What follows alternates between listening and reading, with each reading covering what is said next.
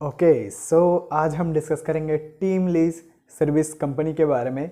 तो यहाँ पे एक बहुत ही बढ़िया सिचुएशन बन रहा है अगर आप थोड़ा सा ध्यान से देखोगे कि कंपनी ऑलमोस्ट अपना जो 2017-18 का जगह है वहाँ पे आके अभी ट्रेड कर रहा है एंड बहुत ही एक स्ट्रॉन्ग सपोर्ट पे है।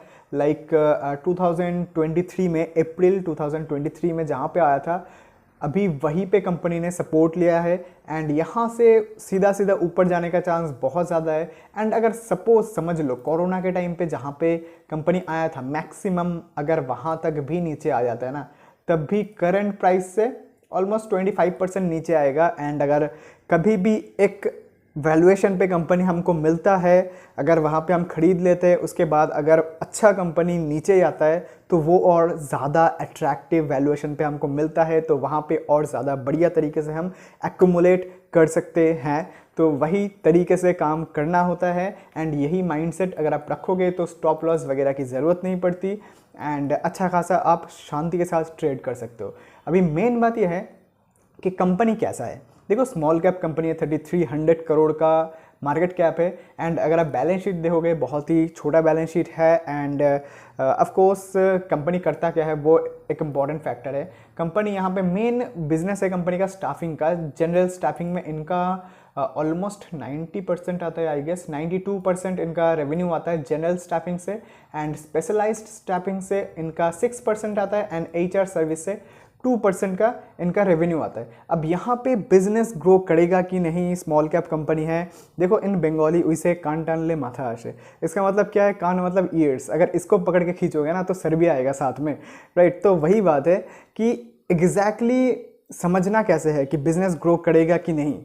तो ऐसा है कि जो इकोनॉमी है हमारा वो तो यहाँ से ग्रो करेगा बिकॉज हम एक डेवलपिंग नेशन है, डेवलपिंग कंट्री है, राइट। एंड एक डेवलपिंग इकोनॉमी में क्या बिजनेसेस ग्रो नहीं करता है? ऑफ कोर्स बिजनेस ग्रो करता है तभी उस कंट्री का जो इकोनॉमी है ओवरऑल वो ग्रो करता है, अदरवाइज बिजनेस के बिना तो इकोनॉमी ग्रो नहीं कर सकता, राइट। तो वही बात है यहाँ पे, अगर बिजनेस ग्रो करता है तो वहाँ पे स्टाफिंग का इंपॉर्टेंस तो बहुत ज़्यादा है। तो ओवरऑल अगर कंट्री ग्रो करता है तो फिर स्टाफिंग भी उसके साथ साथ ग्रो करेगा, ये बहुत ही बेसिक बात है। एंड साथ में अगर कंपनी इंडिया के बाहर भी दूसरे कंट्रीज़ में अच्छा खासा अपना एक्सपेंशन करता है तो उस केस में तो ग्रोथ और ज़्यादा देखने को मिलेगा। इंडिया में अपॉर्चुनिटी बहुत बड़ा है, तो उसके से उस साइड से देखा जाए तो यहाँ पे ग्रोथ अपॉर्चुनिटी बहुत बढ़िया है। एंड कंपनी ऑलरेडी इंडिया का one of the largest leading HR company है एंड इनका HR सर्विस में बहुत ही कम रेवेन्यू आता है, ये चीज़ नोट करने वाला है, राइट। तो ऐसा नहीं है कि कोई भी की पॉइंट जिसमें कंपनी का लीडिंग पोजीशन है तो उसको देख के खुश हो जाना है, ऐसा नहीं होना है, ऐसा नहीं करना है, राइट। बिकॉज यहाँ पे असली बात भी देखना होता है कि HR में one of the leading company है HR सर्विस में, बट उसका कंट्रीब्यूशन कितना है कंपनी के रेवेन्यू में? ओनली 2%। तो अच्छी बात है, लीडिंग पोजीशन है, बट बहुत अच्छी बात भी नहीं है बिकॉज रेवेन्यू में थोड़ा सा स्प्लिट है 2% का। तो इसलिए इस तरीके से चीज़ों को समझना होता है। ओवरऑल कंपनी में ग्रोथ अपॉर्चुनिटी है जो कि हमको देखने को भी मिलेगा किस तरीके से कि यहाँ पे 2017 के रेंज पे कंपनी अभी ट्रेड कर रहा है। तो 2017 से क्या कंपनी का रेवेन्यू ग्रो नहीं किया?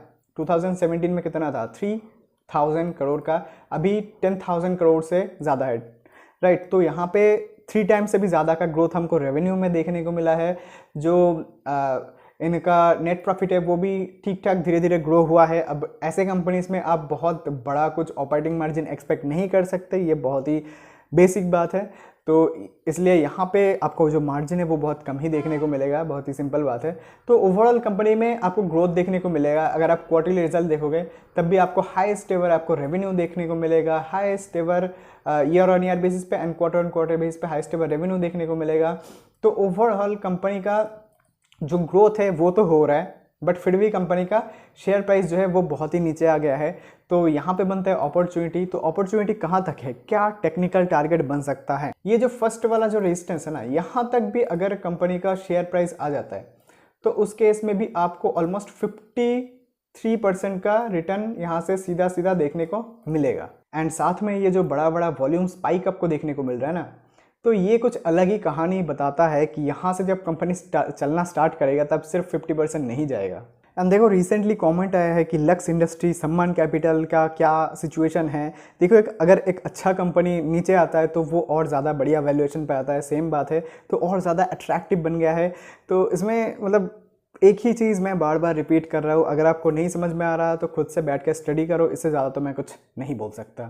तो आई होप आप समझ रहे हो, बाकी आप खुद समझदार हो किस तरीके से एनालाइज करना होता है। अपना खुद का एनालिसिस करना बहुत इंपॉर्टेंट है, यहाँ से देख के सीखना है। बाकी इन्वेस्ट करने से पहले अपना खुद का दिमाग लगाना बहुत इंपॉर्टेंट है। एंड सीखने के लिए बढ़िया जगह है, यहाँ पे बहुत सारे सीखने के लिए वीडियोस है, तो जाओ जाके देखो सीखो। फिर मिलते हैं नेक्स्ट वीडियो में। लाइक शेयर कमेंट करना सब्सक्राइब करना मत भूलना। फिर मिलते हैं नेक्स्ट वीडियो में, तब तक के लिए बाय।